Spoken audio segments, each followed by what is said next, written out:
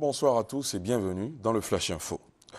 Dans l'actualité ce soir, d'abord, ces rencontres à l'hémicycle. On a parlé d'impunité, de réconciliation et de coopération, des sujets au cœur des échanges entre le chef du Parlement ivoirien, Guillaume Soro, que vous voyez en image, et des diplomates, des universitaires américains et des défenseurs des droits de l'homme.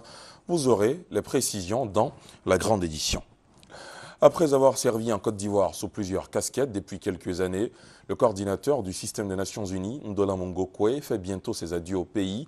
Avant son départ définitif, le diplomate onusien a reçu cet après-midi l'hommage du Programme national de la cohésion sociale PNCS.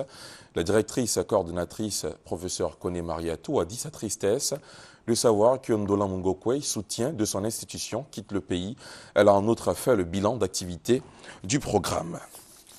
Dans l'actualité judiciaire, le lancement aujourd'hui du programme pour le renforcement du système judiciaire ivoirien, un projet entièrement financé par l'Agence des États-Unis pour le développement international USAID.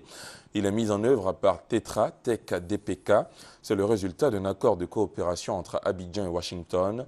Le programme est dénommé Pro-Justice. Il devrait aider la justice ivoirienne à renouer avec sa crédibilité d'antan. À l'étranger, cette interrogation, comment gérer le Mali autrement, au plus proche des besoins des Maliens? La question est au centre des États généraux de la décentralisation qui se tiennent à Bamako depuis hier et prennent fin demain. La question est d'autant plus importante au Mali que cette autre gestion de l'État est perçue comme une solution à la crise du Nord. Reportage. Depuis lundi et pendant 3 jours, élus de toutes les régions, représentants de l'État et bailleurs de fonds se réunissent à Bamako dans le cadre des États généraux de la décentralisation.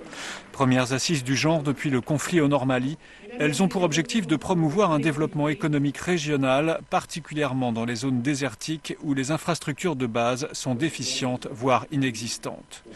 Pour le président Keïta, qui ouvrait la séance, ces États généraux doivent constituer une première réponse aux frustrations des populations touareg. L'une des causes du cataclysme qu'a connu notre pays et dont il se remet lentement est la déliquescence de l'État. C'est pourquoi cette crise nous donne la redoutable occasion d'inventer un nouveau modèle malien.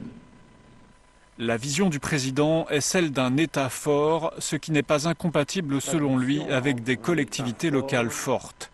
Les élus locaux, eux, pointent du doigt les insuffisances de la politique de décentralisation, pourtant initiée il y a plus de 10 ans. Les problèmes que nous avons par rapport à la décentralisation, c'est que nous avons mis des compétences à notre disposition et les moyens n'ont pas été mis à notre disposition. Donc c'est ça nos problèmes aujourd'hui. Les transferts de compétences n'ont pas été vraiment effectifs.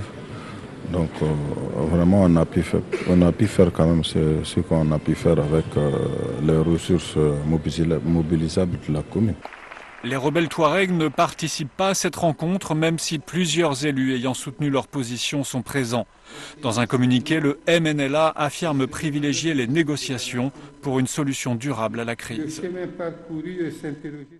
En bref, le gouvernement syrien a jusqu'ici totalement coopéré avec les experts chargés de superviser la destruction de l'énorme arsenal chimique du pays, a estimé aujourd'hui la chef de la mission conjointe de l'ONU et l'Organisation pour l'interdiction des armes chimiques, OIAC. Et puis les Israéliens aux urnes aujourd'hui pour élire leurs maires et leurs conseils municipaux. Quelques 5,4 millions d'Israéliens étaient appelés aux urnes entre 7h et 22h heure locale dans les 191 municipalités du pays et dans la plus grande colonie de Cisjordanie.